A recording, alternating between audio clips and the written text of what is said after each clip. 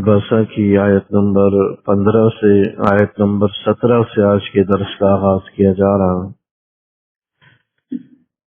گزشتہ درس کے اندر اس سورہ مبارکہ کی تقریباً 16 آیتوں کا ترجمہ اور اس کی کچھ تشریح آپ حضرات کے سامنے پیش کی گئی تھی۔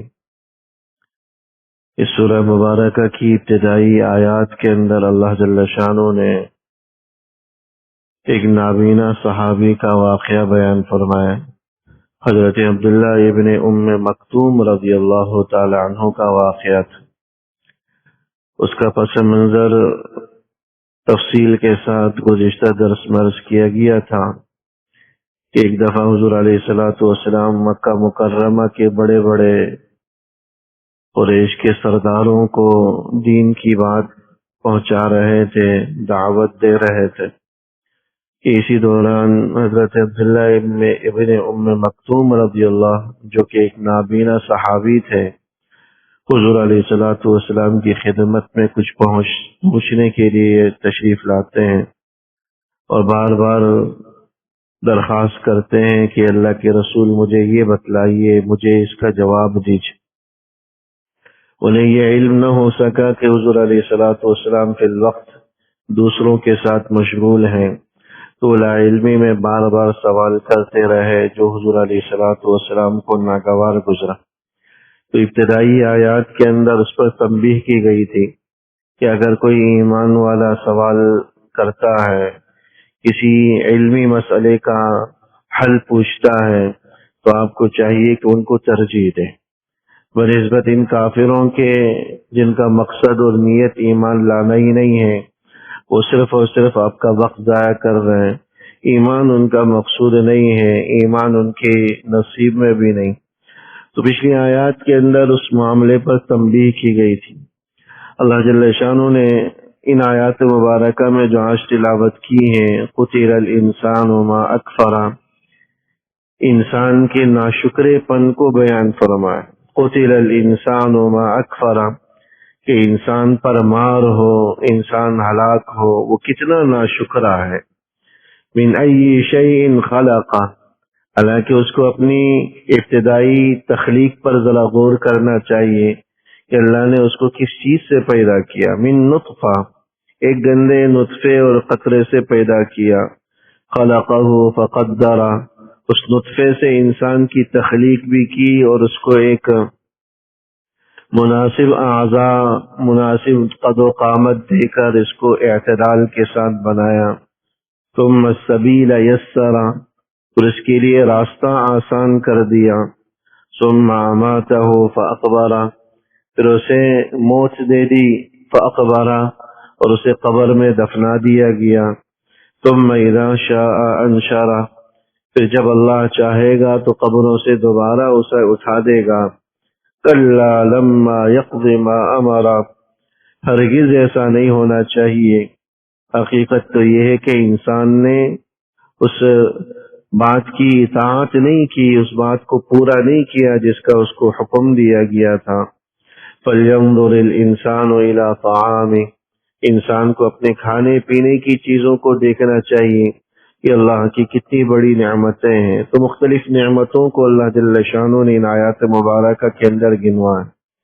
سب سے پہلے فرمایا کہ قتل الانسان ما اکفر، کہ انسان پر مار ہو، انسان ہلاک اور برباد ہو، انسان مارا جائے، وہ کتنا ناشکرا ہے۔ اگرچہ زندگی اور موت یہ سب اللہ کے ہاتھ میں ہے، لیکن پھر بھی اللہ جل شانہ کا یہ فرمانا کہ انسان پر ہلاکت اور بربادی نازل ہو، یہ بتلانا ہے کہ ناشکرا پن یا ناشکری یہ ایک ایسا یوں کہنے کے گناہ ہے، ایک ایسا ناسور ہے، اس کی وجہ سے انسان ہلاکت اور بربادی کا مستحق ہو جاتا ہے۔ ہلاکت اور بربادی اس کے لیے ایک طرح سے لازم ہو جاتی ہے ناشکری کی وجہ سے، کفران نعمت کی وجہ سے۔ یہ آیت تو بنیادی طور پر کافروں کے حوالے سے نازل ہوئی، جیسا کہ پچھلے واقعے کے اندر جن سرداران مکہ کو آپ علیہ الصلوۃ والسلام دین کی دعوت دے رہے تھے، باوجود ہر طرح کی نعمتوں سے آراستہ ہونے کے، دنیاوی نعمتیں بھی اللہ نے ان کو دے رکھی تھی، صحت تندرستی کی بھی نعمتیں اللہ نے ان کو دے رکھی تھی، مالداری اپنی جگہ، سرداری اپنی جگہ، پورے قریش کے سردار تھے، اور اس کے بالمقابل نابینا صحابی ہیں، وہ صاحب ایمان ہیں، یہ لوگ اللہ کی نعمتوں میں لبریز ہونے کے باوجود بھی اللہ جل شانہ کی ناقدری اور ناشکری کرنے والے، نعمتوں کی ناقدری کرنے والے، اللہ پر ایمان نہ لانے والے، تو ان کے ناشکرے پن کو بتلانا، یعنی تقاضا تو اس بات کا تھا کہ جن کو اللہ نے نعمتیں زیادہ دی ہیں وہ کہیں زیادہ اللہ جل شانہ کی بارگاہ میں شکریہ بجا لاتا، اللہ کی اطاعت کرتا، اللہ پر ایمان لاتا، بنسبت اس آدمی کے جس کو اللہ نے اتنی نعمتیں نہیں دے رکھی۔ دیکھیں، جس کے اوپر احسانات جتنے زیادہ ہوں گے اس کے ذمے میں اتنا ہی احسانات کا بدلہ ہوگا۔ ایک آدمی کے پاس نہ مال و دولت ہے، نہ ہی اس کے اعضاء صحیح و سالم ہیں، اگرچہ وہ کھا پی رہا ہے وہ بھی اللہ کی نعمتوں میں ہے، لیکن اس کے بالمقابل دوسرا بندہ جس کو اللہ نے سب کچھ وسائل دے رکھا ہے، اعضاء بھی اس کے صحیح سالم ہیں، ہر طرح کی نعمتیں اس کے پاس میسر ہیں، وہ اس بات کا کہیں زیادہ حقدار ہے کہ اللہ کے سامنے وہ سجدہ شکر بجا لائے اور اللہ کا شکر ادا کرے۔ اس کی ذمے میں کہیں زیادہ شکر گزار ہونا ضروری ہے بنسبت اس آدمی کی۔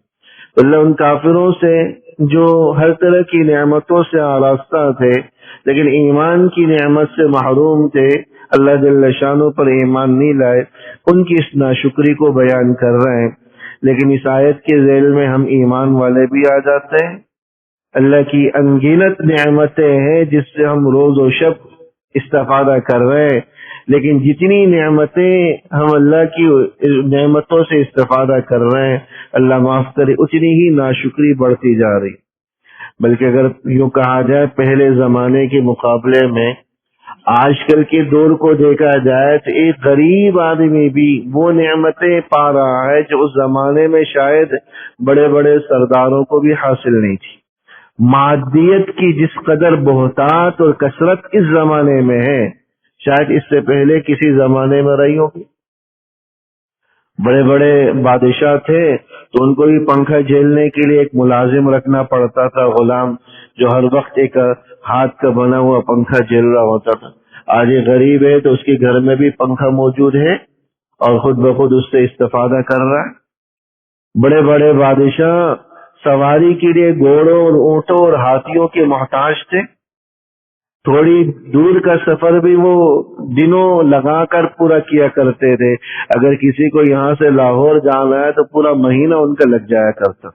اور آج دیکھیں ایک غریب آدمی بھی ریل کے ذریعے، بس کے ذریعے بھی ایک آدھ دن میں چند گھنٹوں میں اپنا سفر پورا کر لیتا ہے، جہاز کے ذریعے کئی کئی ملکوں کا سفر گھنٹوں میں پورا کر لیتا ہے۔ جو نعمتیں بادشاہوں کو میسر نہیں تھی وہ آج ایک ادنا آدمی کو، ایک معمولی آدمی کو بھی میسر۔ اور جتنی نعمتوں کی بہتات ہے اللہ بچائے اتنی ہی ناشکری۔ نعمتوں کی بہتات آپ دیکھ لیں نا، وہ امراض جس کا پہلے زمانے میں لوگوں نے سوچا بھی نہیں تھا اور آج موجود ہے، یہ ہارٹ اٹیک یا دل کا جو مرض لاحق ہو جاتا ہے، زیادہ بیٹھنے زیادہ کھانے کی وجہ سے چربی جسم میں آ گئی، جسم کے وال بند ہو گئے، دل کے وال بند ہو گئے، اس کی وجہ سے یہ مرض، بلڈ پریشر ہے، شوگر ہے، یہ سارے امراض زیادہ کھانے کی وجہ سے، طرح طرح کی نعمتوں کو حاصل کرنے کی وجہ سے ہی انسان کو لاحق ہو رہی ہے۔ تو اس لیے یہ کہا جائے کہ تو غلط نہیں ہوگا، جتنی نعمتوں کی بہتات آج اس زمانے میں ہے شاید پہلے زمانے میں بادشاہوں کی تصور میں بھی نہیں تھی، لیکن اتنی ہی اللہ بچائے ناشکری، اتنی ہی نعمتوں کی ناقدری ہمارے اندر موجود ہے۔ جس سے بھی پوچھو کیا حال چال ہے، وہی نہیں سوچے گا کہ بھئی میں اللہ کے فضل سے 2 وقت کا کھانا کھا رہا ہوں، میرے اعضاء صحیح سالم ہیں، میں کسی بڑی بیماری کا شکار نہیں ہوں۔ اس سے بھی پوچھیں گے تو ہر وقت شکوے کرے گا، یا گزارا بڑی مشکلوں سے ہو رہا ہے، کام نہیں چل رہا ہے، کاروبار میں بڑی مندی ہے، کاروبار بڑے خسارے میں، یہ پریشانی وہ پریشانی، پریشانیوں کی ایک لمبی لسٹ لا کر سامنے کر دے کہ سب ناشکری ہے اور کیا ہے۔ اللہ کی نعمتوں کی ناقدری. یہ تو دیکھیں کہ اللہ جل شانہ نے ہمارے اعضاء صحیح سالم رکھے, اللہ کا شکر ادا کریں. 2 وقت کا کھانا کھا رہے ہیں, اس کھانا کھانے میں کسی کے محتاج نہیں ہے, اللہ کا شکر ادا کریں. اس شکر کی عادت ڈالیں. جتنا اللہ کی شکر کی عادت ہمارے اندر ہوگی اتنے ہی اللہ کی طرف سے نعمتوں میں اضافہ ہوگا. لئن شکرتم لازیدنکم, یہ قرآن کریم کی آیت ہر آدمی کو معلوم ہوتی ہے. اللہ فرماتا ہے جتنا تم شکر ادا کرو گے تمہیں مزید عطا کروں گا. تو یہ اللہ کی نعمتوں کی قدردانی, شکر گزاری نعمتوں میں اضافے کا باعث بنتا ہے. بعض علماء فرماتے ہیں جتنا قرب آدمی کو اللہ کا شکر ادا کرنے سے حاصل ہوتا ہے, کسی اور عمل سے اتنا شکر حاصل نہیں ہوتا. ہر عمل کے وقت, ہر نعمت کے وقت اللہ کا شکر ادا کرنے کی خود بھی عادت ڈالیں. بچوں کو بھی دسترخوان کے پاس بیٹھے, کھانا موجود ہے, عزت کے ساتھ اللہ 2 روٹیاں کھلا رہے, الحمدللہ کہیں. اللہ نے یہ تو میسر کی, انگنت لوگ ہیں جن کو یہ بھی میسر نہیں. راہ چل رہے, گاڑی میں آپ جا رہے ہیں, گاڑی میں بیٹھے الحمدللہ کہیں, اللہ جل شانہ نے سواری دی. گھر کی چھت موجود ہے, الحمدللہ کہیں, اللہ نے گھر کی نعمت دی. ہزاروں لوگ موجود ہیں جو اس نعمت سے محروم ہیں. ہاتھ پاؤں ٹھیک ٹھاک ہیں, نظریں ہماری ٹھیک ہیں, ہمارا نظام صحیح چل رہا ہے, اللہ کا شکر ادا کرے. اتنی بڑی نعمتوں میں ہم ہیں. ان نعمتوں کی قدر وہی بتا سکتا ہے جو اس نعمت سے محروم, اس کی قدر و قیمت وہی بتا سکتا ہے. حضرت سلیمان ابن حرب رحمہ اللہ ایک بڑے بزرگ گزرے ہیں, ہارون رشید کے دربار میں بیٹھے ہوئے تھے. ہارون رشید نے پانی منگوایا اپنے ملازم کے ہاتھ. ملازم پانی لے کر آیا گلاس میں. حضرت سلیمان ابن حرب فرمانے لگے کہ امیر المؤمنین ذرا ٹھہر جائیے. اگر آپ کسی ویرانے میں ہوں اور پانی آپ کے پاس موجود نہ ہو, پیاس سے آپ تڑپ رہے ہوں, ایسے موقع پر اگر کوئی آدمی پانی پیش کرے قیمتاً, تو آپ کتنی قیمت دے کر اس پانی, ایک گلاس پانی کو خریدنے پر تیار ہو جائیں گے؟ تو ہارون رشید کہنے لگا کہ بھائی جان ہے تو جہان ہے, میں اپنی پوری بلکہ آدھی سلطنت دینے کو تیار ہوں. تو کہا کہ اچھا پی لیجیے. پانی پینے کے بعد پھر دوبارہ سوال کیا, اگر یہ پانی آپ کے جسم میں اندر چلا جائے اور باہر پاس نہ ہو؟ اللہ کی کتنی بڑی نعمت ہے, آسانی کے ساتھ وہ پاس ہو جاتا ہے, آسانی کے ساتھ وہ باہر ہو جاتا ہے. اس کے اخراج بھی اللہ کی ایک نعمت ہے. اس لیے باتھ روم سے نکلنے کے بعد جو ہمیں دعا سکھلائی گئی, اس کے اندر ایک لفظ غفرانک کا استعمال ہوتا ہے. غفرانک کا معنی علماء نے لکھا کہ شکر کے, اللہ میں تیرا شکر ادا کرتا ہوں. تو دعا سکھلائی گئی الحمدللہ الذی عافانی, یہ دعا پڑھ لیا جائے. ایک دوسری دعا بعض روایات کے اندر آئی, الحمدللہ الذی اذاقنی لذتہ وابقى فی قوتہ واذهب عنی اذاہ. اے اللہ تمام تعریفیں آپ کے لیے. اذاقنی لذتہ, اس نے وہ لذتیں, وہ کھانا, وہ غذائیں جو میں نے کھائی تھی اس کا ذائقہ, اس کی لذتیں مجھے چکھائیں. وابقى فی قوتہ, اور اس کے طاقتور اجزاء کو میرے جسم میں باقی رکھ دیا, وہ میرے جسم کا حصہ بن گئے. وَأَذْهَبَ عَنِّي عَذَاهُ, اور جو تکلیف دہ چیز تھی وہ مجھ سے خارج کر دی.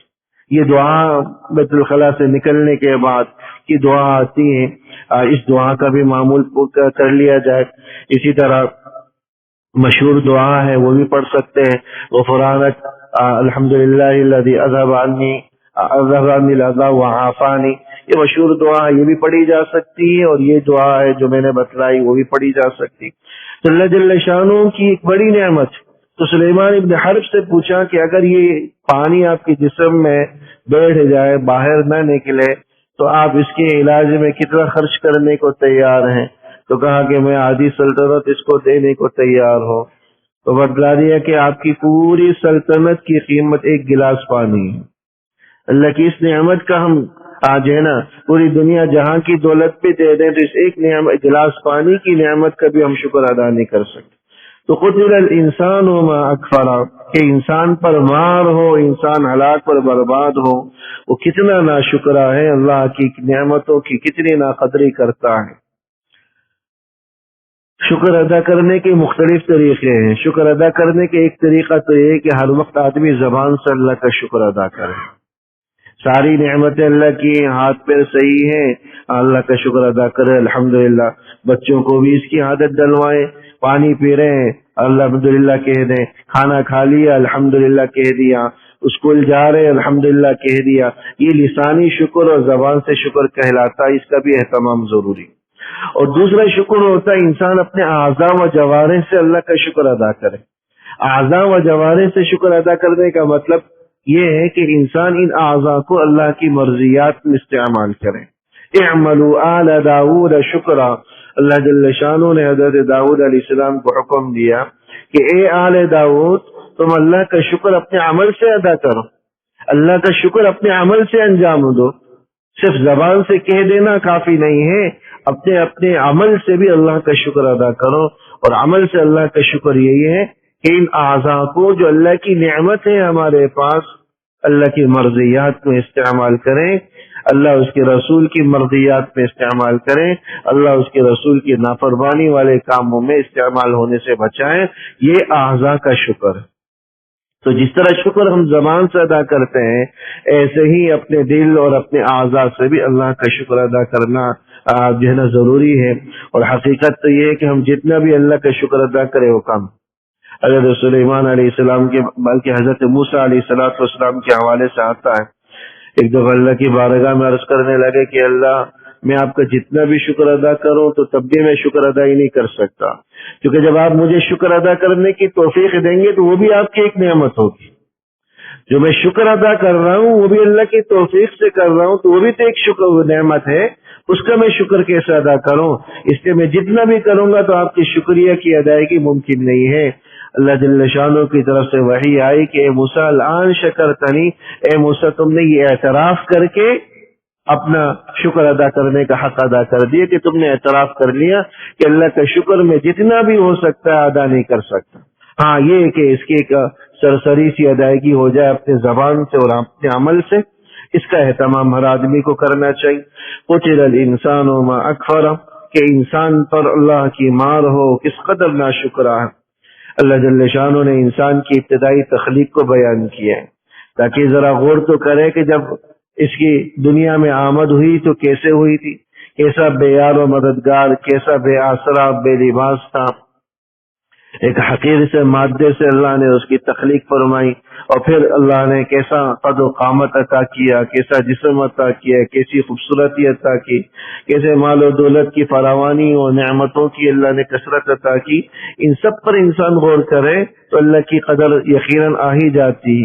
وفی انفسکم افلا تبصرون، جگہ جگہ اللہ نے اسی بات کی ہمیں تلقین کی، اپنی ذات میں غور و فکر کر۔ اگر انسان پوری کائنات میں نہ صحیح اپنی ذات میں بھی غور و فکر کرے تو اللہ کی قدرت کا لگ پتہ جاتا ہے کہ اللہ کی کتنے احسانات ہیں جن میں ہم سرتاپا ڈوبے ہوئے ہیں۔ من ای شیء خلقہ، کس چیز سے اللہ نے انسان کو پیدا کیا؟ من نطفہ، ایک نطفے سے، خلقہ، اللہ نے اس کی تخلیق فرمائی، فقدرہ، اور پھر اس کے ایک مناسب اعضاء میں تبدیل کر دیا، معتدل اور متناسب جسم والا بنایا۔ ثم السبیل یسرہ، پھر ہم نے اس کے لیے راستے کو آسان کر دیا۔ راستے کو آسان کر دیا، اس کے دو مطلب حضرات مفسرین نے بیان فرمایا ہے۔ ایک مطلب تو اس کا یہ ہے کہ ولادت آسان کر دی، اللہ جل شانہ کی یہ بھی قدرت ہے، اتنا بڑا جسم ماں کے پیٹ کے اندر ہوتا ہے اور پھر اللہ ہی کے فضل و کرم سے وہ باہر آ جاتا ہے آسانی کے ساتھ، بہت زیادہ پریشانی یا تکلیف ماں کو اٹھانی نہیں پڑتی ہے، کچھ تکلیف تو ہے لیکن پھر بھی آسانی کے ساتھ اللہ نے باہر آنے کا راستہ اس کے لیے بنا دی۔ اور بھی من جانب اللہ ہوتی ہے کہ کس طرح بچے کے دل میں یہ بات آتی ہے، بچے کا رخ اسی سمت میں کر دیا جاتا ہے جہاں سے اس کی باہر آنے کا راستہ ہے۔ تو ثم السبیل یسرا کا ایک مطلب تو اس کی ولادت کو آسان بنانا، سہل بنانا۔ دوسرا مطلب علماء نے یہ لکھا کہ اللہ جل شانہ نے دنیا میں آنے کے بعد حق کا راستہ اس کے لیے آسان بنا دی۔ اگر وہ حق پر چلنا چاہے، حق کو قبول کرنا چاہے تو راہ حق کو، نیکی کے راستے کو اللہ نے اس کے لیے آسان بنا دیا۔ تو حق پر چلنا بھی آسان ہے، نیکی پر عمل کرنا بھی آسان ہے، دونوں طرح کے راستے اللہ نے ہمارے سامنے رکھے۔ وَهَدَيْنَاهُ النَّجْدَيْنِ، اللہ فرماتا ہے کہ ہم نے دونوں راستے رکھ دیے، نیکی کا راستہ بھی ہے، برائی کا بھی راستہ ہے، جس پر انسان چلے۔ اللہ کی نعمتوں کی قدردانی یہ ہے کہ انسان نیکی کے راستے کو اختیار کرے، حق کے راستے کو اختیار کرے۔ تو ثم السبیل یسرا، کہ پھر ہم نے اس کے لیے راستے کو آسان کر دیا۔ اس سے مراد ہدایت کا اور حق کا اور نیکی کا راستہ ہے، جس پر چلنا کوئی مشکل نہیں، ذرا سی ہمت، محنت اور توجہ کی ضرورت ہوتی۔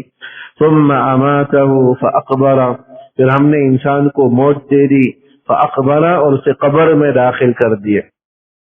جس طرح دنیا میں آنا یہ اللہ کا ایک احسان اور اللہ کی نعمت ہے، اسی طرح اس دنیا سے جانا یہ موت بھی اللہ کی ایک نعمت ہے۔ اسی موت کے ذریعے ہم اللہ جل شانہ کی زیارت سے مشرف ہوں گے، اسی موت کے ذریعے ہم جنت کے اندر اپنا مقام پائیں گے، اسی موت کے ذریعے حضرات انبیاء کی زیارت ہوگی، اسی موت کے ذریعے ہم اپنے پرانے لوگوں سے ملیں گے، اسی موت کے ذریعے حضور علیہ الصلوۃ والسلام کی زیارت سے ہم سرفراز ہوں گے، حضرات صحابہ اور بزرگوں کی زیارت، اور سب سے بڑھ کر اللہ رب العزت کا دیدار اسی کے ہی بل نصیب ہوگا۔ اس لیے ایمان والوں کے لیے تو یہ سعادت، ایمان والوں کے لیے تو سعادت ہے موت۔ یہ تو کافر ہیں جو آخرت پر یقین نہیں رکھتے یا آخرت میں جن کا کوئی حصہ نہیں ہے، ان کے لیے یہ موت شاید تکلیف دہ ہو، یہ موت جو ہے ایک طرح سے نعمتوں کا چھن جانا ہو۔ ایمان والوں کے لیے اللہ کی ایک نعمت ہے، اللہ عافیت کے ساتھ ایمان کی حالت میں موت عطا کر دے، اس سے بڑھ کر ایک نعمت ایمان والے کے لیے اور کیا ہو سکتی؟ کیونکہ اصل اعتبار تو خاتمے کا ہے، اصل اعتبار تو خاتمے کا۔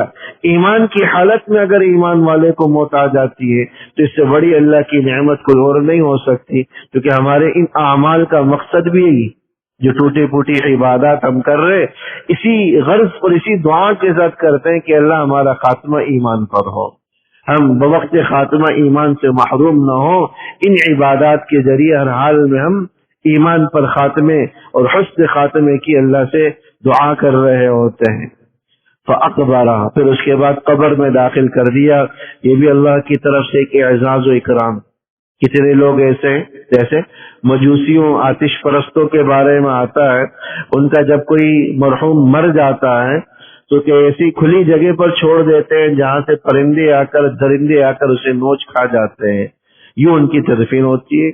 اس طرح ہندوؤں کے یہاں تدفین کا کوئی تصور نہیں ہے، ان کے یہاں جلانے کا تصور ہے، آگ کے ذریعے اس انسان کو جلا دیا جاتا ہے۔ اعزاز و اکرام کے ساتھ غسل کے کپڑے کے اندر، صاف کپڑے کے اندر دفنا کر قبر کے حوالے کر دینا، یہ ایک ایمان والے کے ہی مقدر میں ہے۔ اللہ جل شانہ کی طرف سے یہ بھی اکرام کی نعمت کی ایک شکل ہے۔ جلانے سے درندوں کا غذا بننے سے اللہ جل شانہ ہماری جسم کو محفوظ کر دیتے ہیں۔ اور پھر قبر میں جانا اس بات کی طرف بھی اشارہ ہے، کیونکہ انسان کا جو جسم ہے وہ دو چیزوں سے بنا ہوا ہے، ایک جسم اور دوسری روح۔ روح آسمانوں کی چیز ہے تو انسان کی موت کے ساتھ روح آسمانوں کے حوالے ہو جاتی ہے۔ جسم مٹی سے بنا ہوا ہے تو جہاں سے انسان پیدا ہوا اسی کے اس کو سپرد کر دیا جاتا۔ یہ آگ سے نہیں بنا، یہ آگ سے نہیں بنا، ایسے ہی خود بخود وجود میں نہیں آیا کہ درندوں اور پرندوں کے حوالے کر دیا جائے۔ یہ مٹی سے بنا تھا یہ جسم، تو جہاں سے بنا اسی کے حوالے کر دیا گیا۔ منہا خلقناکم وفیہا نعیدکم ومنہا نخرجکم تارۃ اخری، ہم نے یہیں سے تمہیں پیدا کیا، یہی دوبارہ واپس بھیجیں گے، یہیں سے دوبارہ انسان کو اٹھایا جائے گا۔ ایک ولادت انسان کی ماں کے پیٹ سے ہوتی ہے، دوسری ولادت آخرت والے دن آدمی کی قبر کے پیٹ سے ہوگی۔ تو گویا قبر کی حیثیت آدمی کے لیے رحم مادر کی طرح ہے۔ جس طرح جب دنیا میں آتا ہے تو ماں کے پیٹ سے وہ باہر آتا ہے، وہ اس کے لیے جگہ ہوتی ہے۔ اس طرح آخرت کی جب نئی زندگی انسان کو ملے گی، جو اصل زندگی ہوگی، تو وہ اپنی قبر سے برآمد ہوگا۔ وہ ایک نئی ولادت اس کی ہو رہی ہے، ایک نئی دنیا کے اندر وہ آ رہا ہے۔ وَمِنْهَا نُخْرِجُكُمْ تَارَةً أُخْرَىٰ کا مطلب یہی۔ تو اس لیے بھی عقل کا تقاضا بھی ہے کہ جہاں سے انسان بنا اسی کے حوالے کر دیا جائے۔ بعض بزرگان دین کی کتابوں میں کہ ایک ہندو نے اشکال کیا کہ بھئی ہمارا جلانے کا طریقہ آپ کے دفنانے کے طریقے کے مقابلے میں اچھا ہے، کیونکہ جلانے کے اندر فوراً انسان کی جو ہے نا وہ باڈی جل کر راکھ ہو جاتی ہے، ختم ہو جاتی ہے۔ جب آپ قبر میں دفنا دیتے ہیں تو قبر کو گندا کر رہے ہوتے ہیں، قبر کو متعفن کر رہے ہوتے ہیں، انسان کی باڈی قبر کے اندر جل سڑ کر خراب ہو جاتی ہے، تو گویا کہ ایک طرح سے زمین کو آپ متعفن کر رہے ہیں، زمین کو بدبودار کر رہے ہیں۔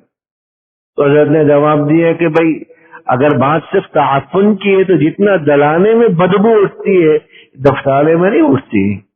آپ دیکھیں ایک معمولی سا مچھر بھی اگر الیکٹرک مشین سے مرتا ہے تو اس کی بھی بدبو کیسی سخت ہوتی ہے، تو انسان کو جلا دیا جائے تو اس کی تو بدبو کہیں زیادہ سخت ہوگی دفنانے کے مقابلے میں۔ اور اگر صرف تعفن کی بات ہے تو پھر تو تمہیں چاہیے کہ زمین پر قضائے حاجت بھی نہ کرو، اس سے بھی تو زمین خراب ہوتی ہے۔ تو انسان کا قبر کے اندر دفنا دینا اس کے اندر تعفن نہیں ہے، بلکہ جس چیز سے انسان بنا تھا اسی کے حوالے اور اسی کے سپرد کرنا ہے، اور انسان کی اصل فطرت کو بتلانا ہے کہ انسان کی آغاز کیسے ہوا تھا۔ ایک نئی زندگی جو دنیا میں آیا تھا وہ ماں کے پیٹ سے آیا، اور ایک نئی زندگی وہ آخرت کی شروع ہوگی، وہ قبر کے پیٹ سے ہوگی۔ یہ قبر میں دفنایا جانا بھی اللہ کی نعمتوں میں سے ایک نعمت ہے۔ ثم اماتہ فاقبرہ، پھر اللہ نے اسے موت دے دی، فاقبرہ، اسے قبر میں داخل کر دیا۔ ثم اذا شاء انشرہ، پھر جب اللہ چاہے گا قبر سے دوبارہ اس کو زندہ کرے گا۔ یہ ایک نئی زندگی کا آغاز ہوگا۔ تو جیسا کہ دنیا میں آنے کے لیے ہم ماں کے پیٹ میں نشو نما پاتے ہیں، وہیں سے پھر دنیا میں آتے ہیں، ایسا ہی اب قبر کے اندر آخرت کے مرحلے کے لیے ہماری تیاری ہو رہی ہوتی ہے، تاکہ آخرت کے مراحل کی تیاری کر سکے، اور پھر قبر سے نکلنے کے بعد ایک نئی زندگی کا آغاز ہوگا۔ کلا لما یقض ما امرہ، ہرگز ایسا نہیں، حقیقت تو یہ ہے کہ انسان کو اللہ نے جس چیز کا حکم دیا تھا انسان نے اس کو پورا نہیں کیا۔ یہ اللہ کی نعمتوں کو گنوا کر شکوہ یہ کر رہے ہیں۔ اللہ کی نعمتوں اور احسانات کا تقاضا تو یہ تھا کہ ہر وقت وہ اللہ کی نعمتوں کو یاد کرتا رہتا، ان نعمتوں کا شکر گزار ہوتا، اور ان نعمتوں کی شکر گزاری میں اللہ اس کے رسول پر ایمان لاتا، ان کی اطاعت کرتا، ان کے حکموں پر عمل درآمد کرتا، تعمیل کرتا، انحراف اور ان کی خلاف ورزی نہ کرتا۔ اور حقیقت اس کے برعکس سے جتنی اللہ کی نعمتوں سے وہ استفادہ کر رہا ہے اتنی ہی اس کی زندگی میں اللہ کی ناشکری ہے، اللہ اس کے رسول کی نافرمانی ہے، اللہ اس کے رسول کی حکم عدولی ہے۔ ان نعمتوں کا تقاضا یہ ہے کہ انسان اپنے منعم حقیقی، اپنے محسن حقیقی کا شکر گزار ہو، اور محسن حقیقی اور منعم حقیقی کی شکر گزاری یہی ہے کہ انسان اپنی توانائیوں کو، اپنے صحت تندرستی کو اور اپنے اعضاء کو اللہ کی مرضیات میں استعمال کرے۔ تو کلا لما یقض ما امرہ، حقیقت یہ ہے کہ جس بات کا انسان کو حکم دیا گیا تھا انسان نے اس کو پورا نہیں کیا۔ فلینظر الانسان سے اللہ نے جو مزید کچھ نعمتیں جو غذا کی صورت میں انسان استعمال کرتا ہے اس کا تذکرہ کیا ہے، انشاءاللہ آئندہ درس روز فرض کیا جائے گا۔ اللہ جل شانہ عمل کرنے کی توفیق نصیب فرمائے۔ ربنا تقبل منا انك انت السميع العليم وتب علينا انك انت التواب الرحيم، وصلى الله تعالى على خير خلقه محمد وآله وصحبه اجمعين، آمين برحمتك۔